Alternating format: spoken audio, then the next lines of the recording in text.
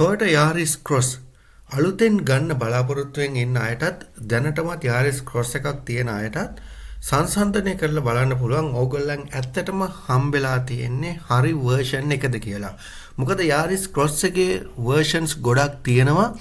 දැනුවත් නැතුව මිලදී ගත්තොත් ඔයාට හම්බෙන්න පුළුවන් වෙන්නේ සමහර විට ලංකාවේ modify කරපු එහෙම නැත්නම් upgrade කරපු version එකක් වෙන්න පුළුවන්. ඒ හින්දා Yaris Cross එකේ තියෙන හැම දෙයක්ම දැනගෙන Yaris Cross එකක් මිලදී ගන්න කලින් හොඳ අවබෝධයෙන් ඒක මිලදී ගන්න. එහෙම නැත්නම් ඔයා දැනටමත් මිලදී අරන් තියෙනවා නම් ඔය රැවටිලාද නැද්ද කියලා හරියටම තහවුරු කරගන්න පුළුවන් ටෙක්නිකල් විස්තර ටික මේ වීඩියෝ එකෙන් අපි අරගෙන එනවා. Yaris Cross එකේ version 4ක් තියෙනවා. GX, GXL, Urban, GR Sport කියලා. මේ GX, GXL, Urban කියන තුනම බොහෝ දුරට එකම සමානයි. GR Sport එකේ යම් යම් වෙනස්කම් තියෙනවා සස්පෙන්ෂන් පද්ධතිය සහ එන්ජින් වල කාර්යක්ෂමතාව සම්බන්ධයෙන්. ඔරිජිනල් කලර්ස් 6කින් මේ වාහනේ එනවා. පළවෙනි එක ink කියන black color එකෙන්. දෙවෙනි color එක වෙන්නේ grey color එකක්.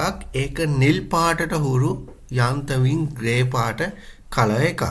තුන්වෙනි එක තමයි හැමෝම දන්න පොදු white color එක. white කියන්නේ paint එකේ මිල අඩුම මොඩල් එක. ඊළඟ එක තමයි silver color එක. ඊළඟට අපිට තියෙනවා තද රතු පාට atomic rush කියන එක. ඊට අමතරව cream පාට මෙන්න මේ color එක සහ mineral blue කියන light blue color එක. මෙන්න මේ colors වලින් තමයි මේ වාහනේ එන්නේ.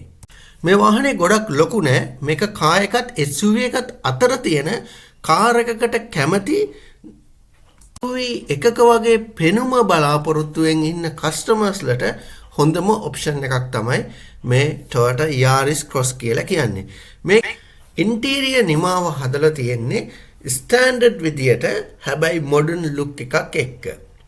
කම්පෙයාර් කරලා බලනකොට BMW Benz වගේ ඒවා ඉන්ටීරියර් එක්ක මේක සාමාන්‍ය මට්ටමේ හදලා තියෙන වෙහිකල් එකක්. අභ්‍යන්තරයේ මොඩර්න් ලුක් එකක් තියෙනවා. හැම ෆීචර් එකක්ම ඉන්ක්ලූඩ් කරලා තියෙනවා. මේකේ විශේෂයෙන් ඇතුළත් වෙනවා 8-inch multimedia system එකක්. ඒ වගේම wireless Apple CarPlay එකක් and Android Auto කියන ටෙක්නොලොජි එක ඇතුළත් වෙලා තියෙනවා wireless connect කරගන්න. ඊට අමතරව head up display එකක් තියෙනවා සමහර version වලට විතරක්. hot seat එහෙම නැත්නම් heater එක ඇවිල්ලා තියෙන front seat ඇවිල්ලා තියෙනවා සමහර version වලට විතරක්. panoramic view monitors 360 degree camera ඇවිල්ලා තියෙනවා සමහර version වලට විතරක්. smart entry and smart start කියන option මේකට ඇතුළත් වෙලා තියෙනවා. ඒකෙන් අදහස් කරන්නේ වාහනයට ලං වෙන්න කලින් ඈතින්දම ඔයාට වාහනේ start කරලා air condition on කරලා තියාගන්න පුළුවන් facility එක මේ vehicle එක තියෙනවා. හැබැයි මේ facility ලංකාවට ආවට පස්සේ සමහර විට ජපානයේ domestic vehicle හින්දා වැඩ කරන්නේ නැති වෙන්න ඉඩ තියෙනවා. multi function steering wheel එකක් ලැබිලා තියෙනවා. adaptive cruise control, lane departure වගේ option උත් එක්කම. ඊළඟට වම් අත පැත්තේ ඔයාට දීලා තියෙනවා connect කරගන්න phone එකට සහ multimedia system එකට. door handle සහ upholstering soft leather material සහ plastic මිශ්‍ර material වලින් සමන්විත interior look එකක් තමයි තියෙන්නේ. ඉතින් gear lever එක සහ ඒ කොටස් ඔයාට පේනවා සාමාන්‍ය standard auto car එකක තියෙනවා වගේ තියෙන්නේ. ගොඩාක් ලස්සන කරලා නැහැ. ඊට අමතරව මෙන්න මෙතන තියෙනවා ඔයාට car එක වගේ phone එක charge කරගන්න අවශ්‍ය පහසුකම් සහ heater ඇවිල්ලා තියෙනවා නම් ඔතන option ටික බලා ගන්න පුළුවන්. සමහර කාර්වල විතරක් ඔයාට බලා ගන්න පුළුවන් වෙයි radar system එක උඩ ළඟ තියෙනවා SOS කියලා ගහපු option එකක්, emergency contact කරගන්න system එකක්. ඒක මේ ලංකාවට ගොඩක් දුරට අදාළ වෙන්නේ නැහැ. එහෙම ඇවිල්ලා තියෙනවා නම් ඒව ගොඩක් වෙලාවට export market එකට හදපු vehicle එකක් වෙන්න ඕනේ. මේ vehicle එකේ safety features ගොඩක් තියෙනවා. මේකට ඇතුළත් වෙලා තියෙනවා අනතුරකට කලින් ඒක warn කරන සිස්ටම් එකක් මේකේ අන්තර්ගත වෙලා තියෙනවා. ඊට අමතරව road sign assist කියන ඔප්ෂන් එක තියෙනවා. පාරේ තියෙන ස්පීඩ් මීටර් එකේ ස්පීඩ් එක රීඩ් කරලා වගේ ඩෑෂ්බෝඩ් එකේ ඒක පෙන්නනවා. ඊට අමතරව active cruise control තියෙනවා. අදාළ ස්පීඩ් එකට ඔටෝමැටිකලි අඩු වැඩි කරගෙන ඉස්සරහ vehicle එක follow කරන් යන සිස්ටම් එකත් මේකට අන්තර්ගත වෙලා තියෙනවා. airbag attack සහ safe exit assist කියන ඔප්ෂන් එකක් තියෙනවා. ඒ කියන්නේ blind spot එක ඔයාගේ mirror එකේ බලා ගන්න පුළුවන් side mirror එකේ මොන හරි vehicle එකක් ළඟට එනවද නැද්ද කියන එක. ඊටත් අමතරව intersection safety කියලා ඔප්ෂන් එකක් තියෙනවා. වෙන වාහනයක් ඔයා intersection එකකදී ඔයාව accident වෙන්න යනවද කවුරු හරි passenger කෙනෙක් road එක cross කරනකොට ඒ වෙන්න පුළුවන් අනතුරු ගැන early detection එකක් මේකෙන් detect කරලා ඔයාට warning දෙනවා මොනවා හරි වාහන නොදකපු දෙයක් තිබුණොත්. මෙන්න මේ basic අලුත් වාහන වලට එන ඔක්කොම ෆීචර්ස් ටික මේ vehicle වලටත් ඇතුළත් වෙලා තියෙනවා. මේක Toyota Yaris විතරක් එන ඔප්ෂන් නෙමෙයි. දැනට ජපානයේ නිෂ්පාදනය වෙන මේ අවුරුදු වල සියලුම වාහනවල මේ ඔප්ෂන් අන්තර්ගත වෙනවා සාමාන්‍යයෙන්. vehicle එක ගොඩක් හොඳයි. facility අතින් සහ තාක්ෂණය සහ අනිකුත් හැම දෙයක්ම අතින්ම ground clearance එක ගොඩක් තියෙනවා. හොඳ vehicle එකක්. හැමදේම හොඳයි.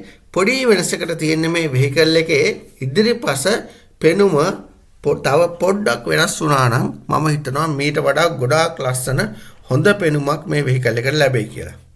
මේ වෙනස බැලුවොත් මොන ග්‍රේඩ් එකෙන් ආවත් අපිට පේන තරම් ලොකු වෙනසක් නැහැ. ඊටාම පොඩි වෙනස්කම් තමයි මේකේ තියෙන්නේ. ඉතින් මේ හැම වාහනයක්ම කිලෝමීටර් 100ක් ධාවනය වෙන්න ලීටර් 3.8ක් පෙට්‍රල් අවශ්‍ය වෙනවා.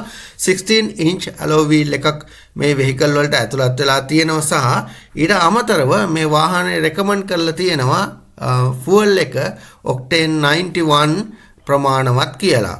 automatic air condition 8 airbags smart entry and start සහ front object detect කරන system එකක් මේකට ඇතුළත් වෙලා තියෙනවා.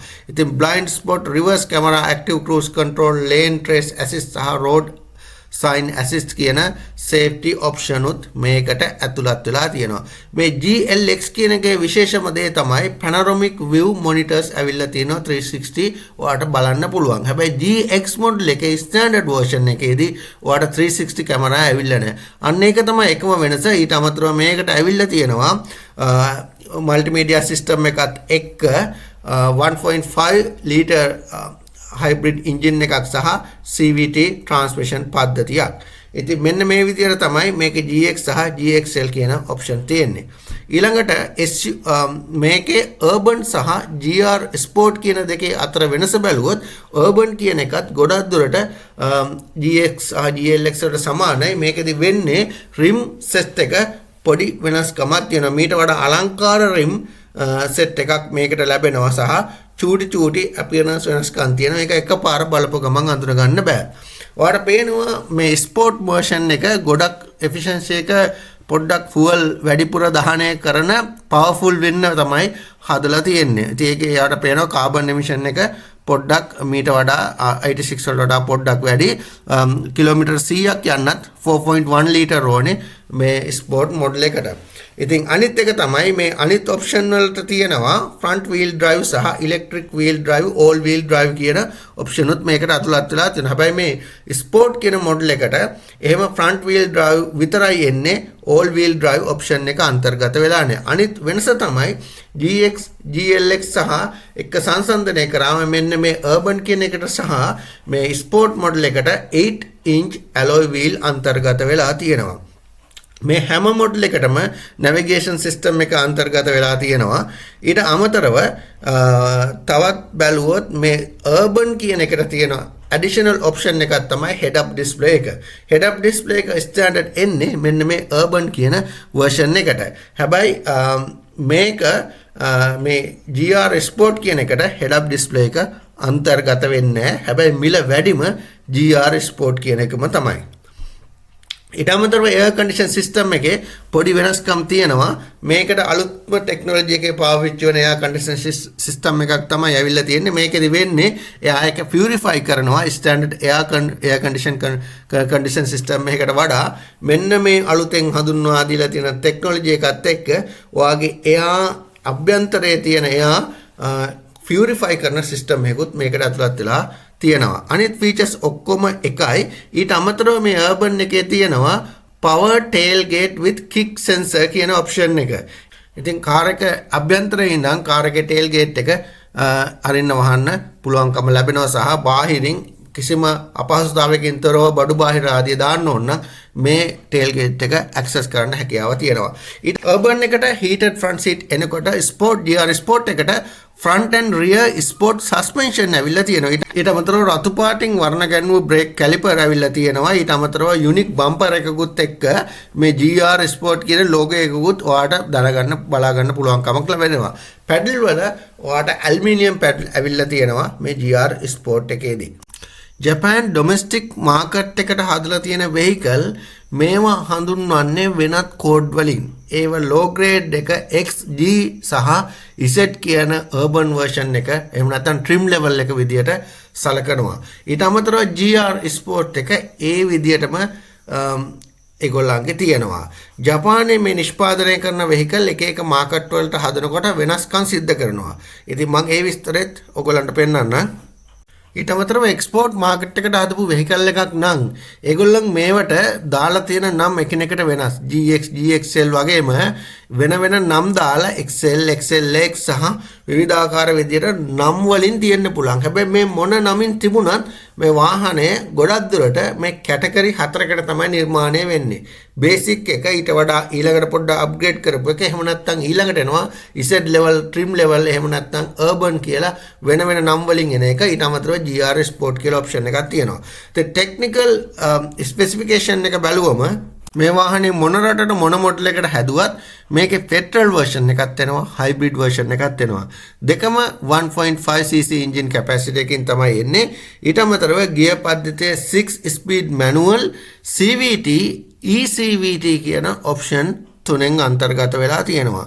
ඉතින් මේ එක එක මොඩල් වලට එක එක ටෝක් එකේදී සහ තමයි maximum power එක එන්නේ. ඊට අමතරව all wheel drive සහ front wheel drive option උත් තියෙනවා. ඉතින් ඔයා ගෙන්නන වාහනේ හරි මිලදී ගන්න වාහනේ හරියටම චෙක් කරලා බලලා මේ දැනුවත් වෙලා කෝඩ් එක චෙක් කරලා බලලා මේ engine code මොකක්ද කියන එක චෙක් කරලා බලලා හරියටම ඔයා ඒ decision එක ගන්න ඕනේ.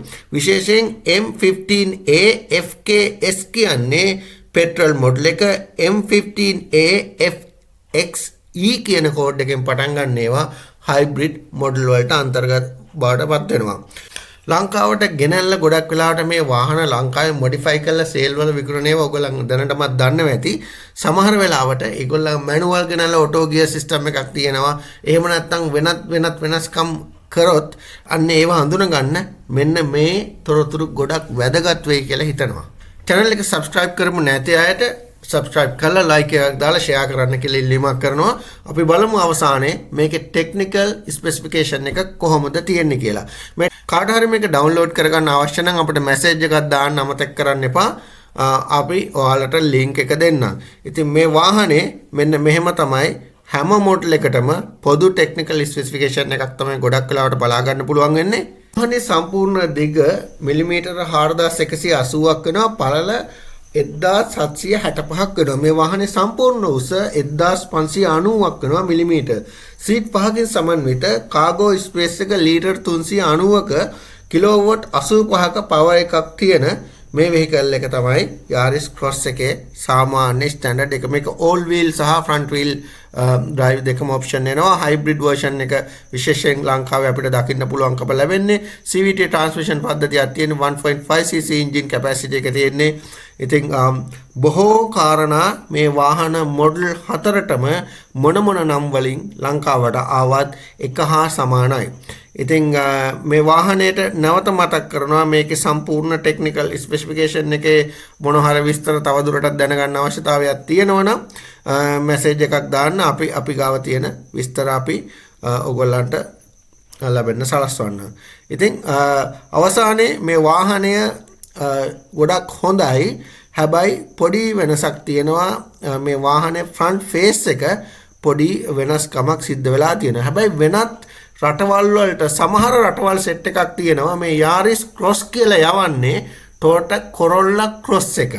අන්න ඒකේ ෆේස් එකේ වෙනසයි මේ Yaris ඔරිජිනල් Yaris Cross එකේ වෙනසයි දෙක දෙකක්. ඉතින් වාහන ජපානයේ නිෂ්පාදනය කළා වෙනත් රටවල් වලට යවනකොට ඒගොල්ලන් ඒවට වෙන වෙන නම් දානවා. ඉතින් Yaris Cross කියලා මේ මොඩල් එක ගේන්නත් පුළුවන්. එහෙම නැත්නම් Yaris Cross කියලා ගෙන්නන්නේ සමහරවිට Toyota Corolla Cross කියන එක වෙන්නත් පුළුවන්. ඉතින් Toyota Corolla Cross එක ගැන අපි අනාගතයේදී වීඩියෝ එකකින් කතා කරන්න බලාපොරොත්තු වෙනවා. වීඩියෝ එක අවසන් වෙනකන් අදිස්සිතාට බොහොම ස්තුතියි. තාමත් subscribe කරමු නැති අය ඉන්නවා නම් ඉල්ලීමක් කරන subscribe කරලා like එකක් දාලා share කරන්න. හැමෝටම සුබ දවසක්.